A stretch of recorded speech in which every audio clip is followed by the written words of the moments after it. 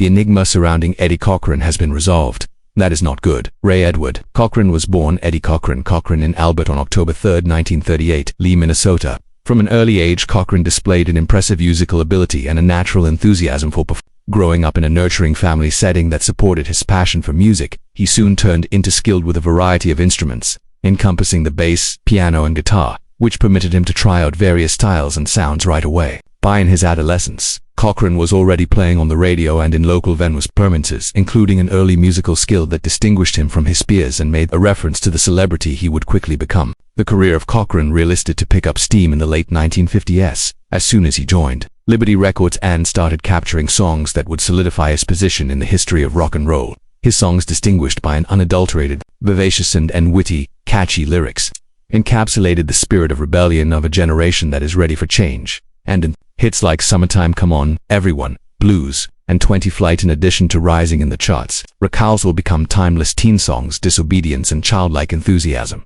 Specifically, Summertime Blues demonstrated Cochran's extraordinary talent, combined rhythm, country, and rockabilly combined with blues to create a look that was both innovative and easily accessible, impacting innumerable artists who arrived following him. In addition to his fame as a recording artist, it was well known that Cochran's explosive live performances that were infused with charm, self-assurance, and a feeling of boundless energy. He frequently performed a variety of instruments throughout performances, exhibiting a degree of adaptability that impressed viewers and other musicians. His creative recording mids, such layering several guitar melodies and playing around with distortion and echo, which mirrored an innovative strategy that was uncommon for his era, and influenced its decades-long sound of rock music. Numerous later rock stars, such as the Rolling Stones, the Beatles, and The Who, has mentioned Cochran as a key influence, recognizing his part in influencing the musical scene of the 1960s and after. During his sadly brief yet lively music throughout his career, Eddie Cochran made several noteworthy appearances on television that showed not just his musical abilities but moreover his charisma, youthful vitality, and the capacity to engage listeners in and when rock and roll was still relatively new, unvarnished, and contentious to some.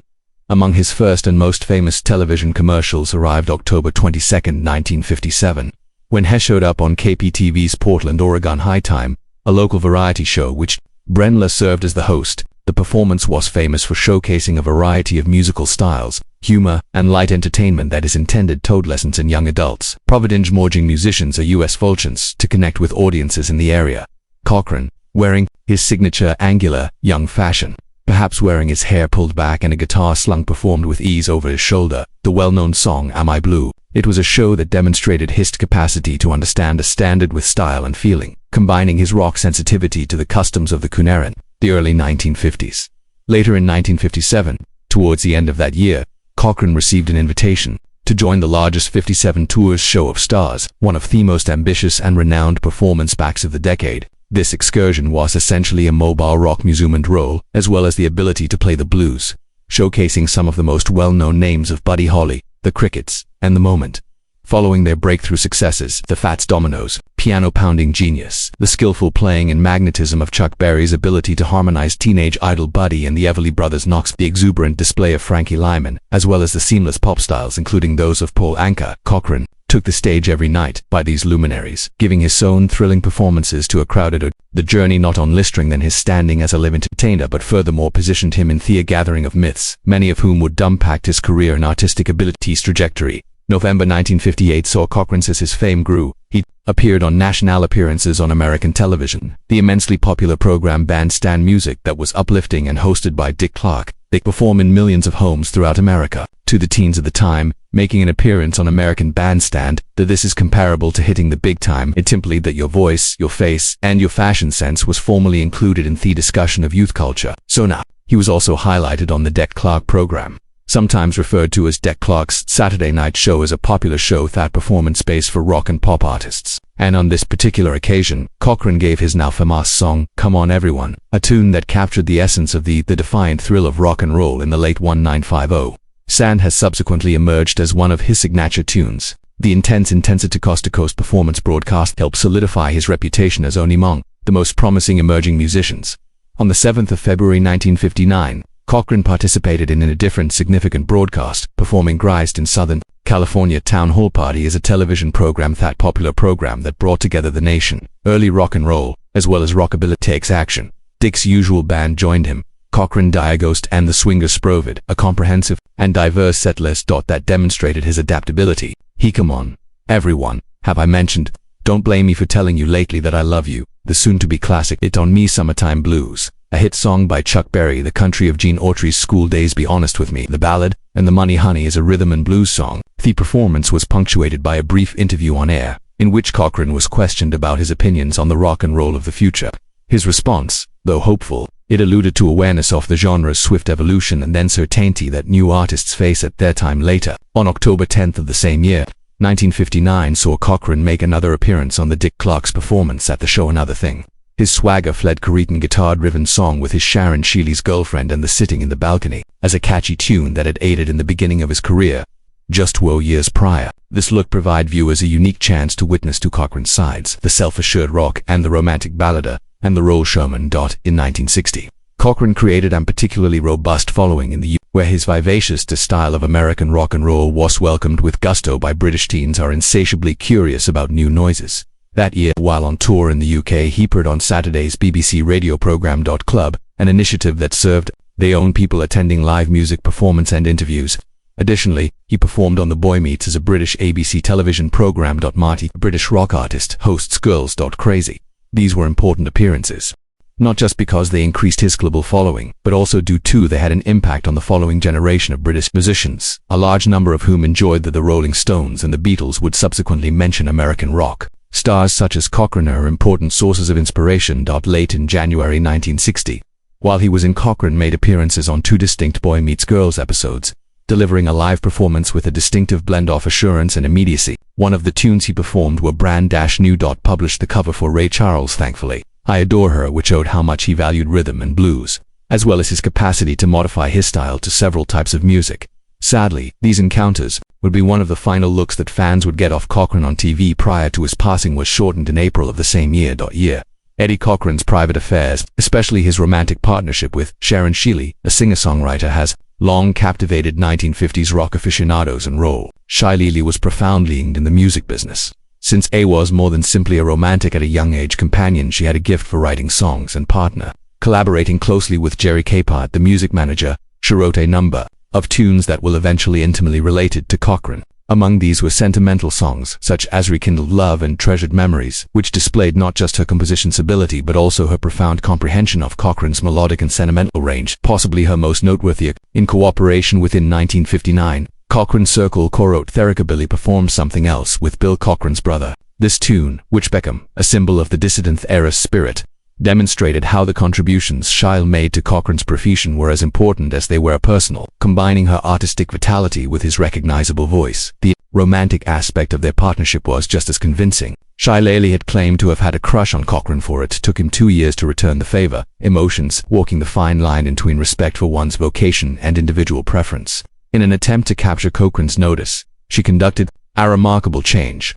At first, Ash colored her hair blonde, a brunette, during aesthetic decision that mirrored her awareness and her resolve with the visual culture of rock and roll. She furthermore made an investment in a trendy new outfit, meticulously arranging her look to conform to the glitzy persona she thought would be appealing to Cochran. Their bond strengthened following a New Year's. Cochran hosted an EV party in NYC. 1958, a day that would serve as the start of their romantic connection. From that point on, they were unable to be separated. Additionally, by 1960 they were quietly engaged in secret, preparing for the future together while managing the demands of celebrity and the close examination of the music business. The long-lasting impact of their romance lasted for decades. After Cochran's terrible demise, Levi Strauss & Company in 1988 profited from the great reputation of Cochran and his connection with Shealy. In an advertisement on television marking the 501 Jeans from Levi single quotes as Sid McCartney directed the advertisement. Summarized the story of how Shealy had at that moment attracted Cochran's attention. That disastrous New Year's Eve celebration in 1958,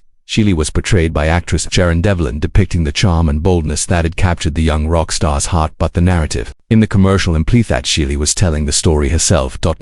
Incorporating a layer of genuineness and fondness, the Cochran's commercial was played in tandem with Come On Everybody, an upbeat song which was reissued as a single for promotion. To align with the commercial, the campaign also generated fresh enthusiasm in Cochran's compositions, resulting in a collection of his best songs, and presenting a fresh generation with the allure of Eddie Cochran and the Sharon Shealy is a talented and driven individual. The D. Cochran's narrative, the trailblazing rack, and role vocalist and guitarist-songwriter, is frequently veiled in a blend of tragedy, legend, and nostalgia mystery. For many years, music and fans historians have conjectured on themes pertaining to the premature passing of this youthful legend, whose impact on music greatly exceeded his short career.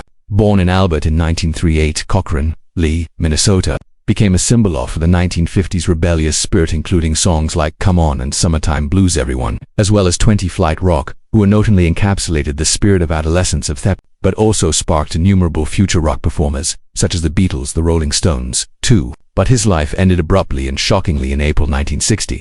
When only 21 years old after an automobile accident in England, Ahe had come to tour and conquer the country as a component of the emerging rock culture for many years. The specifics of that, together with the circumstances that led Toto now, have been the focus of conjecture, half-truths, and hearsay, fostering an almost legendary air of mystery close to Cochran's passing. The reality, but as demonstrated by more recent investigations, is much more sinister and more disturbing than the idealized tales that was in circulation for years. As it happens that Cochran's mishap wasn't just a terrible accident, but a mix of careless situations, carelessness, and bad timing. Testimonies of witnesses, medical records, as well as historical records presently recommend that the car in which perhaps Cochran's riding wasn't very good, upheld, its safety measures were minimal or disregarded, as well as the emergency the crashes. Response was insufficient by the standards of today. Possibly the most eerie of all are the medical disclosures about Cochran's passing. Reports from autopsies raised by contemporary forensic specialists recount that prompt medical his life might have been saved by intervention. Cochran experienced significant internal wounds such as a lung puncture and severe brain injuries that were treatable if he had gotten prompt and sophisticated medical treatment. Rather, delays in insufficient medical resources and emergency responding for a strike that benefited the demise of a star. These facts change its story from one unexpected trouble loss into a warning a bootwet might have been avoided, intensifying the sorrow for a generation of admirers. With lengthy, Cochran was idolized as an untouchable icon in music. What is even more discouraging is the manner in which the consequences of his death was dealt with by both those who were close to both by him and the industry as a whole. As opposed to a transparent investigation, there were and a discouraging absence of responsibility, abandoning fans for decades with unanswered queries regarding who or what caused the shortcut. The life of such a dynamic artist. The disclosure of these facts not only resolves a long-standing enigma, but additionally it depicts a gloomy image of how celebrity, young people, and the demands of traveling in the early rock period could clash in destructive manners. In this regard, the Eddie Cochran's mystery is salvatus, neither consoling nor encouraging. It's a reminder that legends are susceptible to the same harsh reality as everyone else, and the glitz of sometimes rock and roll can conceal a lot of sinister reality behind the scenes. In the end, realizing what transpired with Eddie Cochran intensifies the depth of his legacy. It enables us to admire more than just his musical prowess, but also the brittleness of existence in the dangerous fast lane of famous circumstances that touring musicians of this era, and the frequently disregarded human hidden beneath the dazzling exterior of rock and roll in the 1950s. The enigma has been resolved at last.